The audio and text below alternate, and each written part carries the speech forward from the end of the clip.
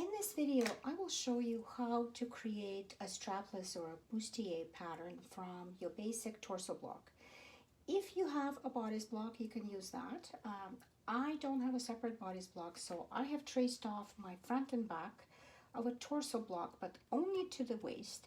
The reason I stopped at the waist is whatever changes we're going to make do not extend below the waist. A strapless garment is anchored at the waist, so a dress with a strapless foundation on top would usually have some kind of a method of anchoring at the waist. If the dress is not anchored at the waist, either by some kind of a support, such as a grosgrain ribbon that sits at the waist, if the waist line seam is not present in the pattern, or you need to introduce a waistline seam in your pattern. If you don't anchor a strapless garment in the waist, if it's a dress, the skirt weight will pull down on the bodice weight on the strapless foundation, and the person who wears this garment will always be uncomfortable that the dress is sliding down. So a strapless foundation can be done with darts, as I've traced it here, or I can take this and turn it into a princess foundation. I prefer the princess foundation because this particular garment is going to have a lot of its wearing ease, which we added in the block. A lot of the wearing ease will be taken out. The reason we need to do this is that because the dress or the top will not have straps, it has to be very tight fitting, much tighter fitting than a regular dress would be. So I'm going to start with mapping it with the ruler and French curve, and the mapping starts at the front. So I need to decide, I'm going to slide my paper a little bit sideways so I think you can see the front better. I think this is better for you. So I have marked apex on my front, and how low can I go from the shoulder to create a foundation? I'm going to say usually the classic foundation for strapless garment does not go below 3 inches above the apex. So this is called the bust arc. So a bust arc is 3 inches from the apex. If you drew a circle with a 3-inch arc, that would be it. So I am going to go and mark 3 inches at the top. This will be the top of my foundation for the strapless, 3 inches all the way around the apex. This is my guideline. You can make it lower if you want, but usually 3 inches is kind of a classical shaping. Okay, right here, 3 inches. So I have traced off my bust arc, so I decided I'm going to keep it at the top at 3 inches. So I'm going to give myself a 90-degree angle on each side of my dart at a 3-inch mark. And now I can draw a line from the apex to the vertical waistline dart, and I can start shaping it there. As you remember, the waistline vertical dart does not usually go all the way to the apex, okay? So what we're going to do is start shaping it right away. I am going to extend, do you see, this is my apex, and this is where my dart starts, right here. I am going to extend this dart all the way to the apex, like this, to begin with. And this immediately took out some of the ease, or some of the space that I had from the apex down to the underneath of my bust. So some of it has been taken out right away. And now I will go to the side seam. Where would the side seam go? I'm gonna say to make the bustier or the strapless foundation more secure, I would not lower it too much at the side seam. Let's lower it 1/2 inch. And I'm going to go to the back and say 1/2 inch. So I lowered 1/2 inch below the bottom of the armhole. And now I'm ready to connect with the French curve and to decide what kind of a shaping I'm going to have. Okay, I need to connect the bust arc at the top with what I designed at the bottom. So there it is. It can look like anything at all. It doesn't really matter. You can even go into the armhole because remember, this is not a seam. All of this goes away. There's no fabric above this line. And so you can go a little bit more square and gently drop it down. I'm just doing the very, very basic shaping. And what to do in center front, you decide. You can make this into a straight line. This is a design decision. This is not really a pattern making decision. I'm going to make it maybe into a little bit of a sweetheart line. So I marked a little bit lower than the 3 inches. I'm going to give myself a starting point with a 90-degree angle. And now I'm going to gently kind of drop it down. Again, this is a design decision. Okay, this is going to be a slight V, okay? I will take detailed photos later. So I am now at the point where I created the top of my garment. Of course, you can make a muslin out of this and see if you like it, and if you don't like it, you can change it. So the next shaping is going to be at the side seam, and I need to bring it down 1/2 inch from the side seam. So you can see that whatever I added, this was ease, okay? This was ease, and I just took out this ease. And when we get down to the waist on the side seam, I'm going to turn it to 0. So we're not losing the waistline ease, we're only losing the bust line ease at the center, okay? I'm not done tapering it in yet. I need to find sort of the middle of my dart. My dart now extends from the apex down to the waist. I'm roughly finding the middle, and I'm going to shave off another 3/16 of an inch, just slightly. I'm not even going to use a ruler, just little tiny bit more. So I really want my bust to be shaped quite a bit under the bust. So I am going to use my, no, I think a ruler is better.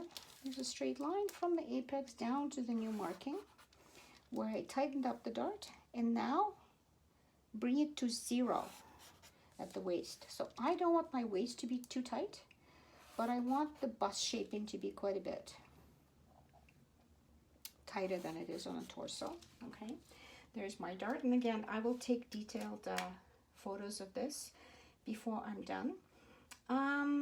For now, I'm done with the front. I'm going to turn my attention to the back, and I will move my paper so that you see the back a little bit better. What happens on the back? Remember, we have a marking here. The front and the back have to be the same length. So do you see? This is my new lowered armhole, and this is my new lowered armhole on the back. And right away, I will remove 1/2 inch from the side seam, because that's what I did on the front. I'm going to do the same on the back. And bring it to 0. I'm going to bring it to nothing at the waist. So the line goes like this. I'm not tightening the waist. I'm just tightening around the bust area. Like this. Okay? And how far do you go down on the back? Whatever you decide. It's a design decision. This can be a straight line. It can look like this. Or why don't we do an angle and make the back a little bit lower just for fun? I'm going to say maybe 6 inches, 5.5, 6 inches looks good. So my center back will end here. And you can do a straight line just like this from the new side seam to the center back, or you can use a French ruler and do a slight inward facing curve. Now, you need to decide where to put closure. You're going to have some kind of a separating zipper or something. If this is a bustier or some kind of a zipper, let's say this is going to have a zipper at center back. You need to right away make an extension for the zipper. An extension can be about 1 inch, because what I don't recommend that you use invisible zippers for bustiers. There's so much fabric that this strapless foundation supports that really an invisible zipper is going to break. So this usually has some kind of a separating and some kind of a stronger zipper. So I gave it quite a wide extension at the back. And I am going to extend my back dart at the waist all the way to the top. And I'm also going to make the legs go all the way to the top because this is going to be a separate pattern piece. Okay, so everywhere I outlined is going to be cut apart and made into a foundation garment. I am now going to pause the video. I will cut it apart and show you one last adjustment that we need to make. I have cut out all of my strapless or bustier foundation pieces, and let's take a look at how they look now. Before you cut these pieces apart, you must mark grain line on everything because these pieces are very easy to mislabel. You see, maybe center front looks like something, but center side front, does it go like this? Does it go like this? The same for the side back. It's very difficult to tell them apart and very difficult to mark the grain after they're cut out. So before I cut everything out, the grain is marked on all 4 pieces, and I clearly labeled where the center front is, where the side seams are. I marked the grain and I marked center back. So the back is now complete. All you have to do is add seam allowances and make a muslin and try it on to see if you need to make it bigger or smaller. I'm not quite done with the center front. This is my apex. I'm trying to see where it's going to be better for you to see, I think here. So my apex is right here on this piece and this piece. I am going to do 2 things. I have a really ugly angle here. Of course, the bust should not have an angle at the apex. I'm going to blend it and smooth it a little bit. But I need to do one more thing. Usually when you're building a bustier or a strapless foundation, it has padding so you don't have to wear a bra underneath. So if you're going to put padding in the bust area for support and more balanced appearance, you need to allow a little bit of room for the bust pad or whatever padding you're going to put in. So I am going to add 1/4 inch. I'm adding a piece of paper behind this, okay, like this. And I'm just going to use tape to attach it so it doesn't wiggle.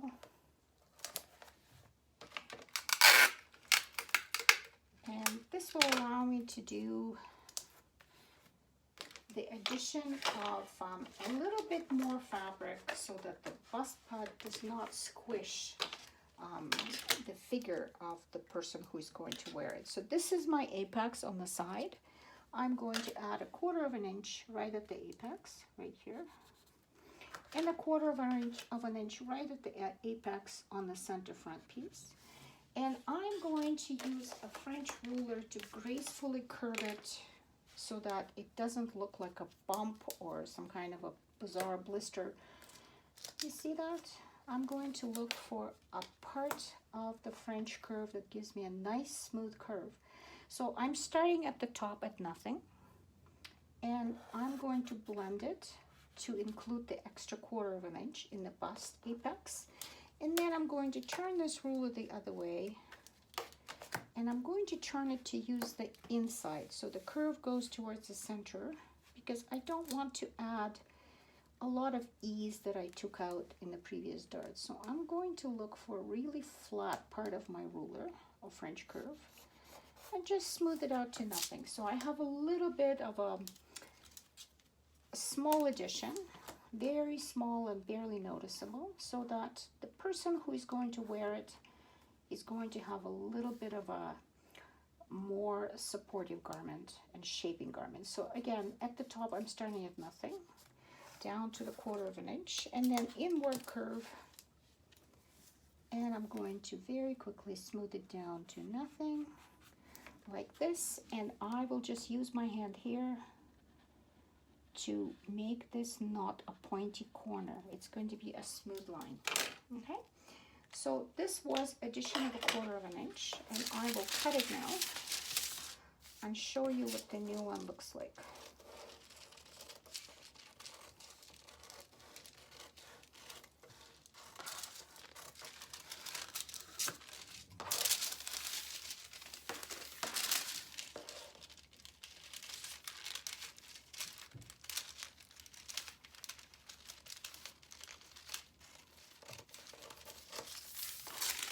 cut off the excess paper.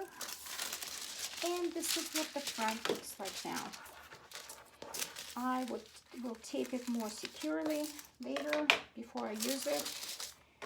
I'm just going to cut off all the excess paper so you can see a little bit better. So now the front looks like this.